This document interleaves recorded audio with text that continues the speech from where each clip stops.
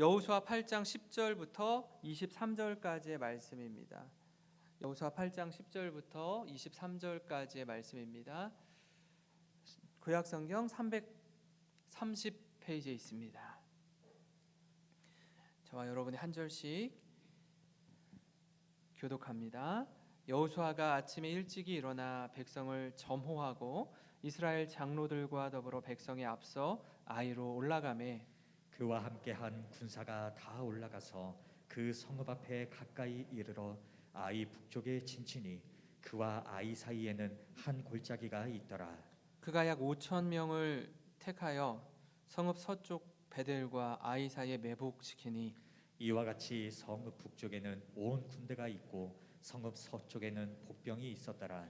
여호수아가 그 밤에 골짜기 가운데로 들어가니 아이 왕이 이를 보고 그 성읍 백성과 함께 일찍이 일어나 급히 나가 아라바 앞에 이르러 정한 때에 이스라엘과 싸우려 하나 성읍 뒤에 복병이 있는 줄은 알지 못하였더라. 여호수아와 온 이스라엘이 그들 앞에서 거짓으로 패한 척하여 광야길로 도망하매 그 성읍에 있는 모든 백성이 그들을 추격하려고 모여 여호수아를 추격하며 유인함을 받아 아이 성읍을 멀리 떠나니 아이와 베델에 이스라엘을 따라가지 아니한 자가 하나도 없으며 성문을 열어놓고 이스라엘을 추격하였더라.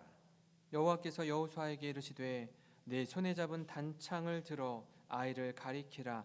내가 이 성읍을 내 손에 넘겨주리라. 여호수아가 그의 손에 잡은 단창을 들어 그 성읍을 가리키니 그의 손을 드는 순간에 복병이 그들의 자리에서 급히 일어나 성읍으로 달려 들어가서 점령하고 곧 성읍에 불을 놓았더라. 아이 사람이 뒤를 돌아본즉 그 성읍의 연기가 하늘에 닿은 것이 보이니 이 길로도 저 길로도 도망할 수 없이 되었고 광야로 도망하던 이스라엘 백성은 그 추격하던 자에게로 돌아섰더라. 여호수아와 온 이스라엘이 그 복병이 성읍을 점령함과 성읍의 연기가 오름을 보고 다시 돌이켜 아이 사람들을 쳐 죽이고 복병도 성읍에서 나와 그들을 치매 그들이 이스라엘 중간에 든지라. 어떤 사람들은 이쪽에서 어떤 사람들은 저쪽에서 쳐 죽여서 한 사람도 남거나 도망하지 못하게 하였고 아이 왕을 사로잡아 여호수아 앞으로 끌어왔더라. 아멘. 여러분, 유도라는 운동을 배울 때요 가장 먼저 배우는 게 뭘까요? 사람을 잡아서 이렇게 넘어뜨리는 법을 배우는 것이 아니라 가장 먼저 배우는 거 넘어지는 법을 배운다고 합니다. 일명 낙법이라고 하는데요. 하루 종일 넘어지고 또 넘어지는 법을 배웁니다. 왜 상대를 먼저 넘어뜨리는 법이 아니라 넘어지는 법부터 배울까요? 입문자의 경우에요. 낙법을 잘 배워야 나중에 부상의 위험으로부터 자신을 보호할 수 있기 때문이라고 합니다. 그래서 계속해서 이 넘어지는 법을 먼저 배웁니다. 복싱 역시 마찬가지로 상대방의 약점을 잘 파고들어서 펀치를 날리는 것부터 배우지 않고 아무리 맞아도 견딜 수 있는 그 체력을 만드는 것부터 배운다고 합니다. 그렇게 생각해 보니까 제가 처음 군대에 입대했을 때가 좀 생각이 났습니다. 제가 여기 옆에 있는 그 논산 훈련소에 입소해서 이제 6주간의 훈련을 받았는데요.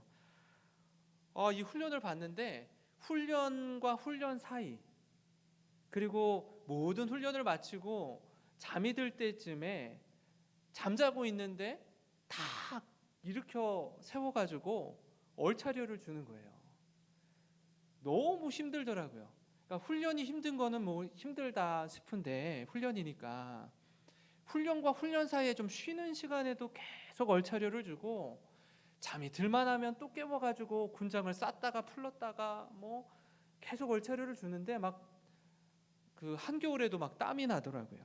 근데 왜 이렇게까지 무리하게 또 때로는 힘들게 우리를 괴롭히나 왜 이렇게 기합을 세게 주는가 사실 그 당시에는 잘 몰랐거든요. 근데 이걸 언제 깨닫느냐 하면 6주간의 훈련의 마지막 코스가 하나 있습니다. 뭐 화생방도 하고요, 유격도 하고 뭐 여러 가지를 지난 다음에 마지막 하는 게 뭐냐면 군장을 한 20kg 또 한 30kg 군장을 싸고 총을 들고 한 밤 10시부터 새벽 6시까지 40km 거리 행군을 걷게 해요. 근데 이게 되려면 체력이 있어야 가능하거든요. 그러니까 훈련의 맨 마지막에 두는 이유가 뭘까 생각했더니 처음 군 입대해서 지금 하라는 이 행군을 시키면 모두 대부분의 친구들이 낙오할 거예요. 힘들어서 못 걸어요. 갈 수가 없거든요.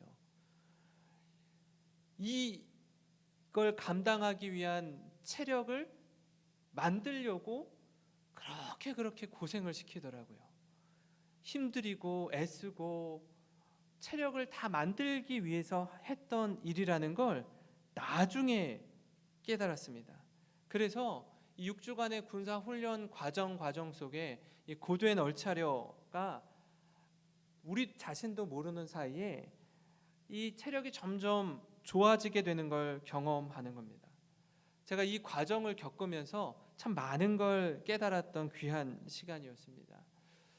오늘 이 가나안 땅을 들어가는 이 이스라엘 백성들, 하나님께서 함께 하시고 또 이미 요단강 동편의 두 지파 반이 가나안 땅 왕들과의 전쟁에서 승리를 거두고 이제 요단강을 건너서 서쪽을 쟁취하는 과정 속에서 이스라엘이 먼저 여리고성을 아주 멋지게 승리를 경험하고 이후에 아주 작은 아이성 전쟁에서 실패를 경험하게 되는 걸 우리가 알 수 있는데, 여기서 우리가 주목해야 할 부분이 다름 아니라 한 번 실패를 경험한 여호수아와 한 번 작은 승리를 경험한 이 아이성의 왕, 아이 왕과의 그런 대조적인 모습을 좀 같이 한번 살펴보려고 합니다. 여호수아는요 이미 아이성 전투의 실패를 한번 맛봤습니다.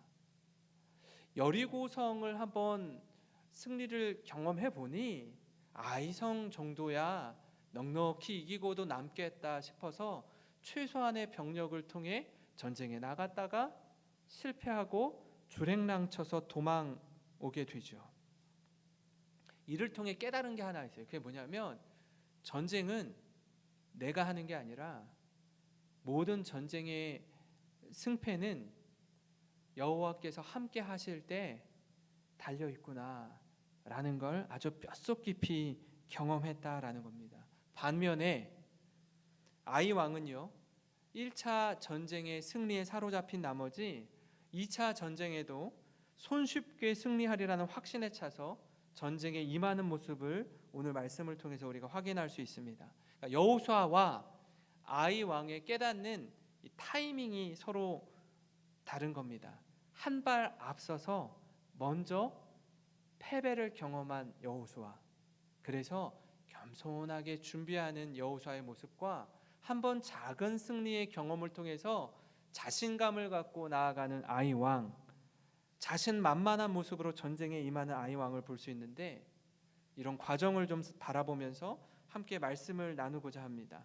첫 번째로요, 여호수아와 아이 왕을 통해 얻는 교훈은요, 하나님의 말씀에 온전히 순종하는 진지함입니다. 오늘 말씀 10절과 11절을 보시면 여호수아가 아침에 일찍이 일어나 백성을 점호하고 이스라엘 장로들과 더불어 백성에 앞서 아이로 올라가매 그와 함께한 군사가 다 올라가서 그 성읍 앞에 가까이 이르러 아이 북쪽에 진치니 그와 아이 사이에는 한 골짜기가 있더라. 여리고 전쟁에 승리했던 이스라엘, 그 이스라엘이 여리고 성보다 규모가 작은 아이성 전쟁을 대할 때 처음에는요 늘 하던 대로 하면 될 줄 알았습니다. 근데 그 늘 하던 대로 하는 것에 빠진 게 하나 있죠. 여호와 하나님께 묻는 것이었어요. 하나님, 어떻게 하면 되겠습니까? 이 부분을 놓친 채 아이성의 그 정탐꾼을 파견하고 들은 소식을 토대로 해서 전쟁을 치른 것입니다. 후에 다윗이 왕이 되었을 때에도요, 이와 비슷한 장면들이 나와요. 다윗이 전쟁을 벌일 때 늘 하나님께 묻고 전쟁을 벌였습니다. 하나님, 가서 칠까요? 어떻게 하면 좋을까요? 그렇게 묻고 나아가는 모든 전쟁은 백전백승을 했어요. 그러나 내 뜻대로, 내 마음대로 내가 결정해서 나아갔던 전쟁은 여지없이 실패를 맛보았습니다. 여호수아도 마찬가지였어요. 하나님 말씀 앞에 불순종했던 여호수아, 이스라엘 백성, 그 이면에 아간의 범죄가 있었죠. 왜 지는지 모르고 무엇 때문에 전쟁에서 패하는지 모른 채 있다가 한번 실패를 경험한 이후에 다시 하나님 앞에 서는 겁니다. 주님의 말씀에 귀를 기울입니다. 주님 앞에 엎드리는 거예요. 기초부터 다시 하나하나 재정비하고 마음을 다잡고 하나님 앞에 철저히 순종하며 나아갑니다. 그 모습을 우리가 읽은 10절 말씀에서 느낄 수 있습니다. 여호수아가 아침 일찍 일어나서 이스라엘 장로들과 함께 아이로 향합니다. 리더는요, 가장 앞장서 가는 거예요. 저 뒤에서 가장 안전한 곳에 있는 게 아니라 가장 위험한 곳에 나를 따르라 라고 하는 거 아닙니까? 리더는 그저 말만 하는 사람이 아니라 삶으로 본을 보이는 사람입니다. 리더는 삶으로 가르치는 사람입니다. 그때 비로소 리더를 따라가는 백성이 있는 법입니다. 13절 14절 말씀을 보시면요, 이와 같이 성읍 북쪽에는 온 군대가 있고 성읍 서쪽에는 복병이 있었더라.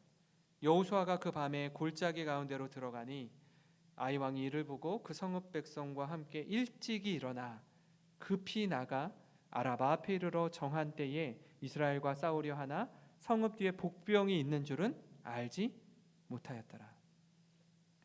북쪽에 온 군대가 있고요, 서쪽엔 복병이 숨어 있습니다. 아이 왕이 북쪽에 있는 군대를 보고 그들을 추격합니다. 미처 복병이 있다는 건 모른 채 과거의 작은 승리를 바탕으로 전진하는 거예요. 저는 이걸 보면서 여호수아는 한 번의 실패를 경험으로 하나님의 말씀에 온전히 순종했던 모습, 그 작전과 전략마저도 온전히 하나님 말씀 앞에 순종하며 이스라엘 백성을 이끕니다. 이전에 내 생각, 내 경험 다 내려놓고 전쟁을 이끄는 겁니다. 1차 아이성 전쟁에서 실패한 후 깨달은 건 이 전쟁은 내가 주도하는 전쟁이 아니오 여호와께서 이끄시는 전쟁임을 깨달았습니다. 성도 여러분, 우리에게도요, 이런 순전한 믿음이 있기를 간절히 소망합니다. 하나님 우리에게 작은 승리를 경험하게 하실 때 자칫 범하기 쉬운 게 뭐죠? 교만입니다. 내가 잘해서, 내가 잘 선택해서, 내가 똑똑해서, 내가 뛰어나서 얻은 성공, 내가 뛰어나서 얻은 승리라고 생각하기 쉽습니다. 하나님은요, 그 영광스러운 자리에 하나님은 온데간데 없고 그저 자기 자신만 드러내기 바쁩니다. 그렇게 자신만만하다가 넘어지는 경우가 있습니다. 한번 우리 인생에 아마 이런 경험들이 없는 분은 없으실 거예요. 작은 것 하나에 승리를 맛보거나 성공을 경험하신 분들, 근데 우리 인생에 너무나 중요하고 소중한 것, 너무나 무게감 있는 선택과 결정을 할 때 그 작은 승리에 도취한 나머지 자기 자신을 의지하다가 큰 어려움을 겪은 분들이 계시고요. 그리고 여호수아처럼 이거 놓쳤구나, 이래선 안 됐는데 교만했구나, 값비싼 대가 지불을 하는 것입니다. 이게 아닌데 하는 그 깨달음의 시간이 우리에게 있습니다. 사랑하는 성도 여러분, 혹 우리의 삶 속에 주님의 은혜로 영광스러운 자리에 서게 될 때에 영광 받으실 하나님을 높이는 저와 여러분이 되기를 간절히 축원합니다. 그것이 우리를 살리는 길이요, 주님을 향한 사랑의 마음이요, 우리와 함께하는 이들에게 축복의 통로로 쓰임받는 길임을 믿으시기 바랍니다. 여호수아와 아이 왕에게 얻는 또 하나의 교훈은 뭐냐면요, 작은 승리의 경험을 의지해서 큰 싸움을 가볍게 대한다라는 거예요.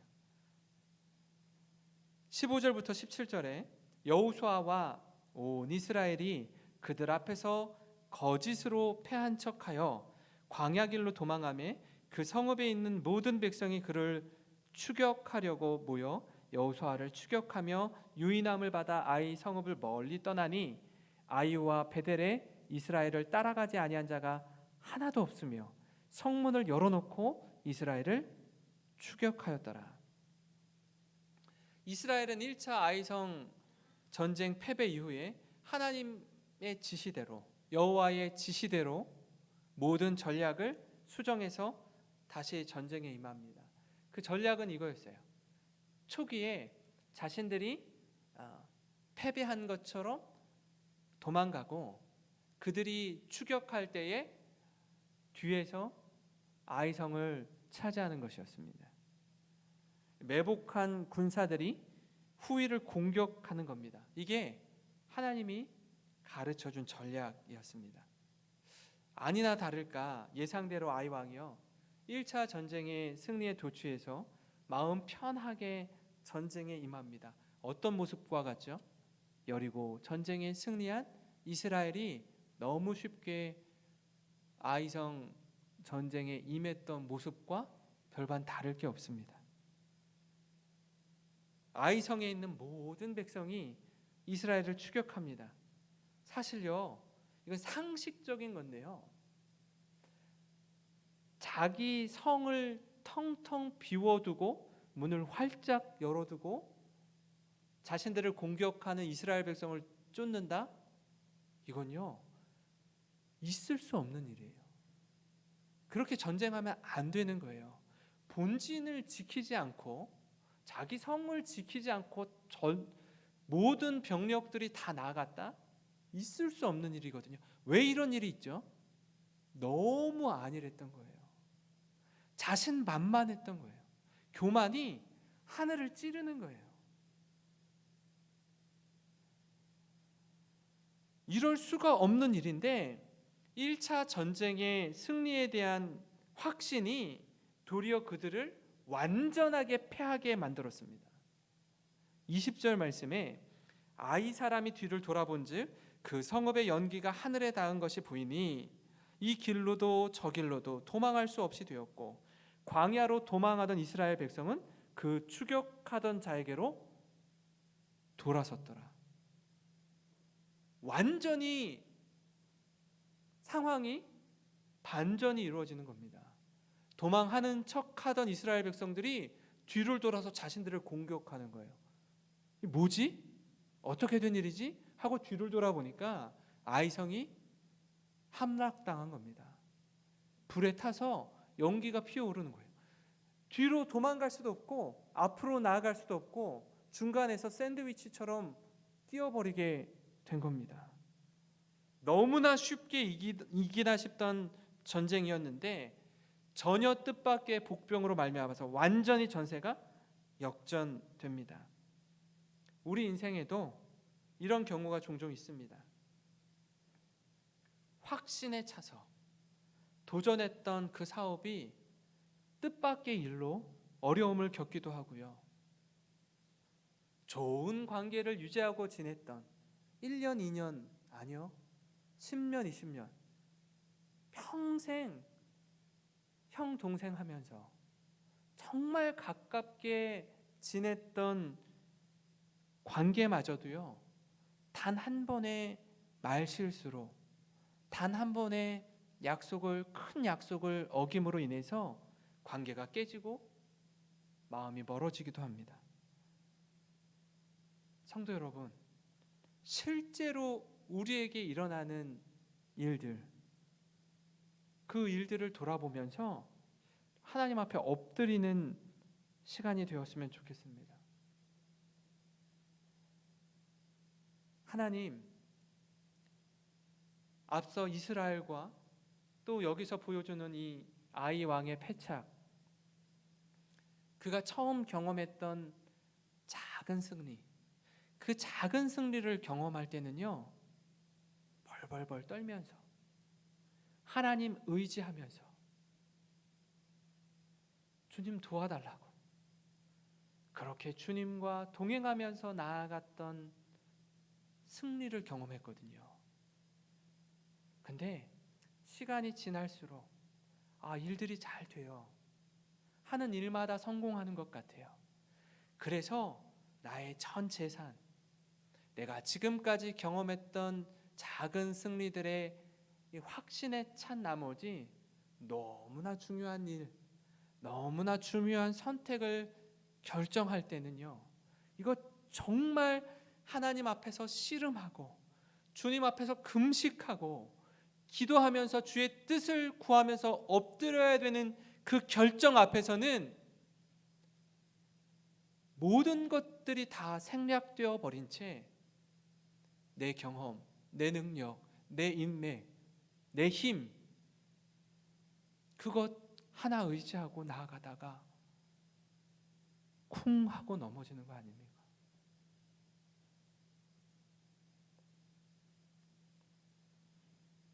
하나님, 어느 자리에 있든지 어떤 상황과 형편 가운데 있든지 하나님 의지하는 법을 배우게 해주십시오. 하나님의 말씀에 귀 기울이며 그 뜻에 순종하는 자가 되게 하옵소서. 이 길이 참된 길이요 진정한 승리의 길임을 깨달아서 겸손히 주님과 동행하게 하옵소서. 이제 3월이 시작됐습니다. 봄이 시작됩니다. 아이들이요, 오늘 학교에, 유치원에, 어린이집에 처음 발걸음한 날입니다. 새 학기를 시작하면서 우리가 새를 준비하면서 우리에게 좀 이런 마음 주시기를 위해서 함께 기도했으면 좋겠습니다. 우리 삶의 주관자가 되신 하나님, 세상에 그 어떤 것 의지하는 거 아니라 여호와 하나님 한 분만을 온전히 신뢰하며 세상에서 믿음의 선한 싸움을 싸우며 승리하는 우리 모든 성도님 되시기를 간절히 소망합니다. 그래서 우리 교회가요, 우리 모든 성도님들이 이 코로나로 또 여러 가지 상황과 환경에 마음이 위축되지 않고 힘들지만 어려운 거 사실이지만 여기에 마음이 빼앗겨서 위축되지 않고, 또 몇몇 분들은 이 상황이 하나님과 멀어지는데 이 사람과 거리두기 하는 것뿐 아니라 하나님과 점점점 신앙적으로 멀어지는 것에 얼마나 최고의 이유와 핑계와 조건이 됩니까? 이래서 예배 드릴 수 없고요, 절에서 신앙생활할 수 없고요, 어느 누구도 터치하지 않습니다. 강요하지 않습니다. 자유합니다. 그러는 순간 점점점 하나님 곁을 떠나고 있는 우리 자신, 아무런 마음에 찔림도 없고 간절함도 없고 애통감도 없어요. 옳다구나 하고 잘됐다, 이런 상황 속에 하나님 멀리 멀리 떠나자. 결코 그 길이 옳은 길이 아닙니다. 그 길이요, 지금은 모르겠어요. 잠깐의 쾌락, 잠깐의 기쁨, 잠깐의 자유함, 이게요 달콤하게 느껴질 수 있습니다. 기억하세요. 하나님을 가까이함이 우리에게 복인 줄 믿으시기 바랍니다. 주의 말씀에 순종하는 것이 송이꿀보다 더 달콤한 하나님의 말씀을 가까이 하는 것이 우리에게 진정한 복임을 누리며 믿음 안에서 힘있게 달려나아가는 우리 모든 성도님 되시기를 주님의 이름으로 축원합니다. 오늘 말씀을 기억하면서 우리 이렇게 찬양하고 힘차게 찬양하고 함께 기도하기를 원합니다.